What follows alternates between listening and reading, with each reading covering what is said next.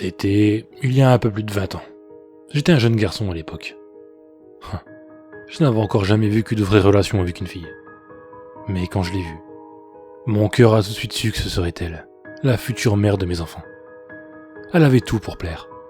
De longs cheveux bruns flottant au vent, un visage angélique, une poitrine ni trop petite ni trop grosse. Elle était parfaite. Elle s'appelait Cindy. Avant de l'aborder, je l'avais quelquefois observée. Elle avait l'habitude d'aller déjeuner dans ce fast-food au bord de la route. Je l'attendais souvent là-bas, la regardant manger son burger. D'ordinaire, je n'aimais vraiment pas les lieux publics, mais il n'y avait pas trop de monde dans celui-ci, donc cela me convenait. Puis, au bout de quelques semaines, j'ai sauté le pas. Au début, c'était vraiment laborieux. Mon manque d'expérience se faisait ressentir, et j'ai très souvent cru qu'elle ne voudrait plus me voir. Mais petit à petit, j'ai appris à la connaître. Elle était venue des États-Unis en France pour étudier. Elle était ici depuis 2 ans et comptait bien le rester. Elle aimait tellement ce pays. Au bout de quelque temps, on a fini par faire des sorties ensemble, dîner en tête-à-tête, aller à des parcs d'attractions, et au bout d'1 an, nous nous sommes mis en couple. Notre relation était parfaite de bout en bout. Je lui montrais mon amour tous les jours.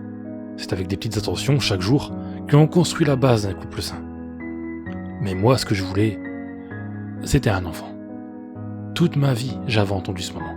Elle n'était pas prête, elle me disait qu'elle était trop jeune pour penser à ça. Mais avec beaucoup de persuasion et d'assistance, elle a fini par céder. Elle est donc tombée enceinte. Elle espérait un garçon, tandis que je voulais désespérément une fille. Ma propre mère m'avait un jour raconté que pour avoir une fille, une future mère devait manger beaucoup de laitage. Je lui en ai donc donné à volonté. Et enfin, au bout du terme, Cindy a enfin donné la vie, une petite fille. Mon vœu avait été exaucé. Nous étions tous les deux ravis. Pendant sa grossesse, j'avais acheté une petite maison en campagne qui deviendrait notre demeure familiale. N'aimant pas les lieux publics, je n'étais pas allé voir Cindy et ma petite fille à l'hôpital. J'ai donc patiemment attendu qu'elle vienne à moi, déposée par un taxi sur le seuil de cette maison. Cindy était là, sur le pas de la porte, tenant dans ses bras notre enfant.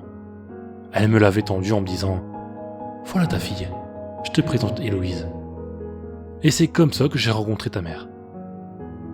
Je me suis rapidement débarrassé de Cindy, et je n'avais plus besoin d'elle. J'ai élevé Héloïse seule, jusqu'à ce qu'elle soit en âge de comprendre les choses. Puis je l'ai enfermée ici, dans cette pièce spécialement faite pour elle. Comme sa mère, elle m'a donné une fille. Toi, ma merveille, mon amour. Mais après, elle ne m'a donné que des garçons. Je n'ai que faire des garçons. Au bout d'un moment, j'ai donc dû me débarrasser de ta mère. Elle est maintenant dans la fosse commune, avec tous les autres. Mais toi, je sais que tu ne me décevras pas. Tu me donneras une belle petite fille qui, elle aussi, me donnera une autre fille. Le cycle ne sera jamais rompu. Je sais que tu ne comprends pas, et de toute façon, sans langue, tu ne pourras pas me répondre. Mais j'aime raconter cette histoire. Je t'ai amené ton pot de yaourt, aux fraises, comme tu les aimes. Si tu le finis rapidement, je t'enlèverai peut-être une de tes chaînes, pourquoi pas. Allez, sois sage, je reviendrai demain.